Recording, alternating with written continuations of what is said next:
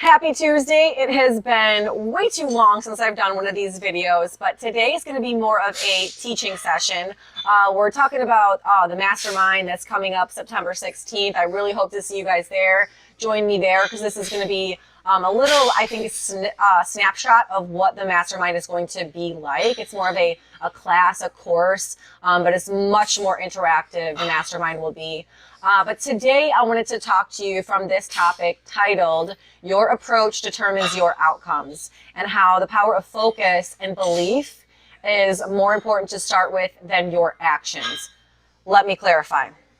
So when I say your approach dictates your outcomes, not your actions, it's important to reiterate your actions are important, yes, but the message is how you do things. How you do one thing is how you do all things, first of all. Let's make that very clear. So your approach in one thing is going to translate into all areas of your life. So it's important to be very intentional in every single thing that we do. Because if we build the habit of being lazy or being letting things slide under the radar or lowering our integrity or lowering our value in one area, that's going to translate and it's going to spread into different areas. So if you have an area of life that's extremely important to you, don't just take that one seriously. Practice by taking the ones that are minor and make those of equal relevance and importance, because that has more to do with your character, and that is going to show up in every area of your life. So let's start it from there, that your character and your integrity is the most important thing. Number two is, when I say your approach dictates your outcomes, not your actions, is because there's two different approaches you can take. It's check off the box mentality, or it's an approach of growth, of learning, of seeking, of curiosity. And all of this starts with your belief. So the power of focus and belief will literally dictate the direction that you're going, whether you're doing the right things or not. So let me give you an example.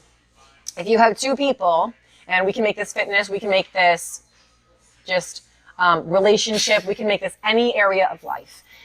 Let's take business, since it's kind of neutral and most people can attach more of a sensitive area of their life to the other ones. So let's take business. If I'm a business owner, and I have a check off the box mentality, I know that I have to check up on my clients. I have to make sure I do payroll. I have to make sure I connect with my team. I have to make sure everyone gets paid and they're all on task. Now, if I'm checking off the boxes, I'm going to go through and I'm going to bring a certain level of energy to those tasks, right? And I might not be bringing my presence. I might not be intentional about these actions. I might be missing certain things, or even opportunities to connect with people on a level that's going to get them juiced up to be working for you or to be a client, and you're missing a level of care.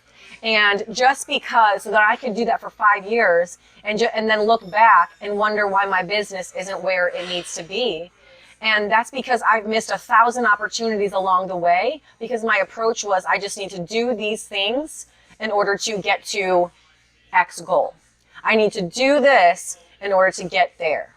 When really, if I switched that and I started with my beliefs and my focus and who I am in that, I'm going to approach this totally differently. So whereas person A and B might have the same exact task list, person B, who's focused on what they believe and their why and who they want to show up as in that area of their life.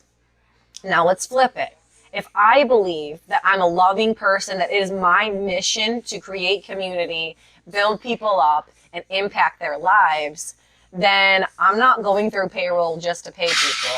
I'm going through that with a mentality of, I'm taking care of people's home life, or I'm connecting with my clients on a different wavelength because I'm going in there with the approach of, I want to build this person up. I don't want to just give you a fitness plan. I want to build this person up.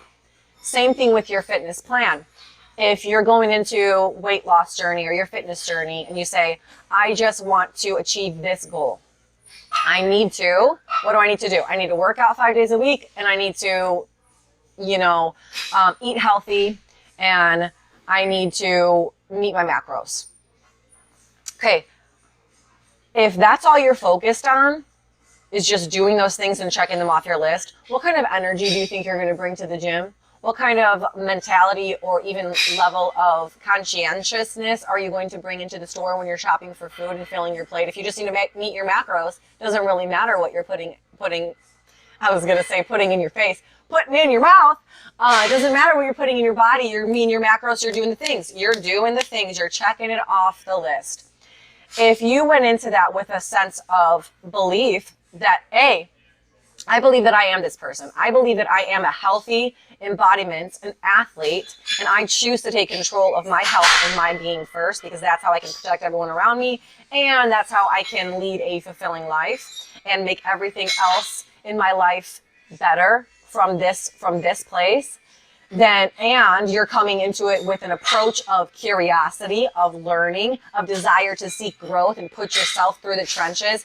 If your approach is that, who do you think is going to show up to the gym? Someone who's looking to bust their ass, excuse my French, who's going to bust their ass. They're going to put in the work. You're going to be seeking opportunities to challenge yourself, even if it's not laid out in your program. You're going to be thinking in a whole different headspace, in a whole different realm. So let me go through a series in which happens in our brains and how our beliefs literally shape our lives. This is what happens. It starts with beliefs. Your beliefs lead to your thoughts. Your thoughts then will dictate certain emotions, emotional patterns that you will consistently feel. And your state is your feelings. Your feelings is your state, your internal and external physiological state. We are feelings creatures. We operate on emotions. If you have a poor energy state, or if you're in a unproductive emotional pattern, you are not going to have the energy to think clearly, to have clear thoughts. You're going to be approaching all your actions in a different way. And these emotions will then lead to actions. Those actions will then supply you with an outcome. So if we skip all that intrinsic detail, if we took out the middle piece and we just went back to the beginning, to the source, where it all starts, that all starts with belief. Belief in two things. Belief in yourself, not in your current abilities, because if you based your beliefs on your current abilities, you would not have enough information to then project forward. So if we allow our beliefs to be set on our current capabilities and behaviors, we wouldn't be setting that from a good place, because we don't have good history. We don't have good history with ourselves. So we cannot rely on our belief in our current abilities. We have to build upon those capabilities and the abilities, but we can rest in our belief in something greater outside ourselves, allowing us to get to the place that we ultimately desire. The promise of that, standing on the promise of our creator, our source, in resting assured that that what's promised to us will be delivered. It's just up to us to show up every single day. We just have to show up every single day.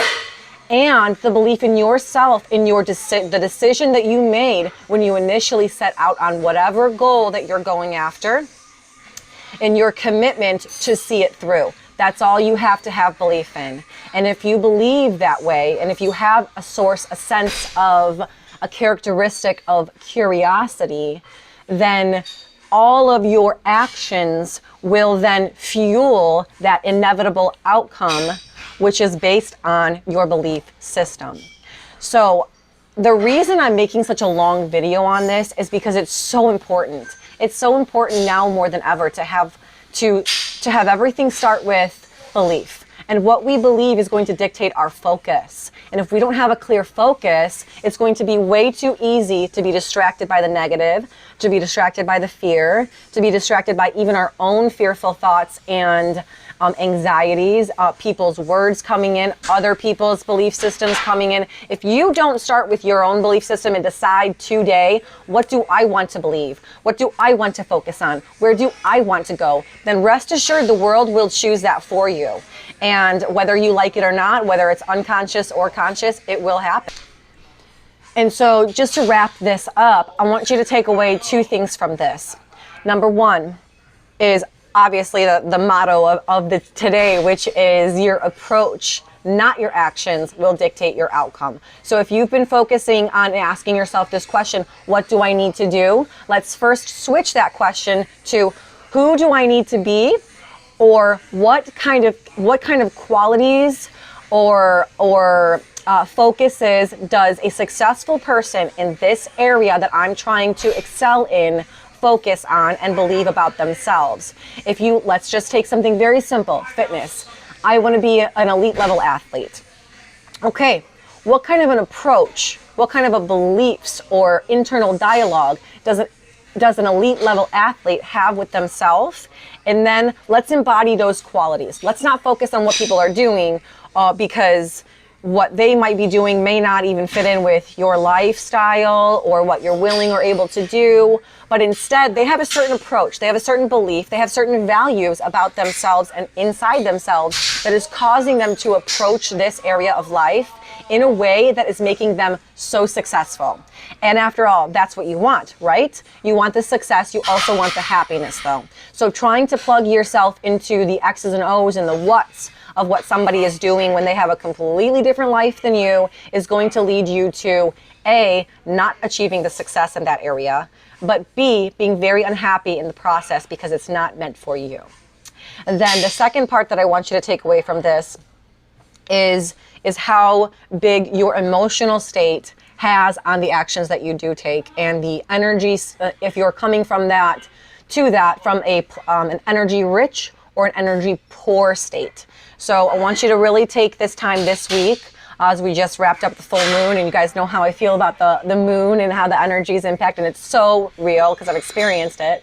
I want you to focus on channeling and getting in control of your emotional states. Now, this does not mean, ignore emotions or feelings that are coming up. But it does mean that if an emotional state is coming from a thought pattern or thought process that is a habit, then it is time to change that habit of thinking so we can lead to better emotional patterns and emotional states. Whether this is a great way to do this, that I do it with, is music. Choose better music. If you notice that certain music you're choosing is keeping you in an energy poor emotional state, change the music immediately, or change your own physical state. Go outside and get some fresh air. Let the sunlight hit your face. Go meditate, pray, write in a journal. Do what you need to do to not just get out of the feeling, but to, if it's not serving you and it's not serving you in that moment specifically, then it's time to recognize what the emotion is trying to teach you and move forward. Recognize it, ask the questions, what is this trying to teach me?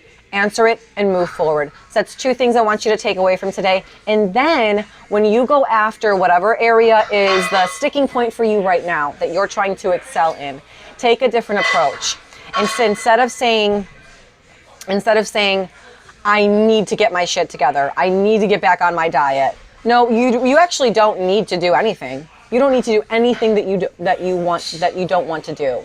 Why don't we change the approach of that, change the language that you're speaking to yourself with, and say, today, I choose to put myself first and my health first, and I'm going to eat healthy, and I'm going to hit my goals, and I'm going to do what a healthy person would do, and I'm going to do X, Y, and Z.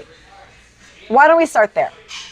It feels good to be back, you guys, with these videos. I'm going to start doing more teaching videos like this because this is totally my jam, you know that. But I've just had so many projects going on, and I hope you guys will stay tuned because I have a podcast episode coming out next week with a woman named Tanya Franklin. She is phenomenal.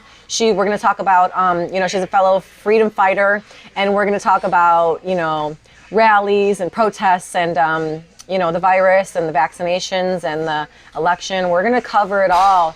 And if you've been following any of my content, you know my beliefs on that. But I wanted to bring her in from a neutral standpoint so that we could hit on the facts of the matter and then where we can derive our actions from that. Instead of deriving our actions, coming back to approach, from an emotional standpoint, we want to derive our actions from a knowledgeable and an effective execution of these actions so we can actually make a difference in the world. So stay tuned for that. If you haven't already subscribed to the podcast, subscribe to my YouTube channel. I'll start putting the podcasts starting this week up on the YouTube channel. But remember that your approach, not your actions, dictate your outcome. Seek curiosity, seek growth, seek learning, and ultimately believe in yourself, your higher source for creating you for a purpose that's much greater than where you are currently, myself included. And be well, be healthy, and I'll talk to you guys very soon.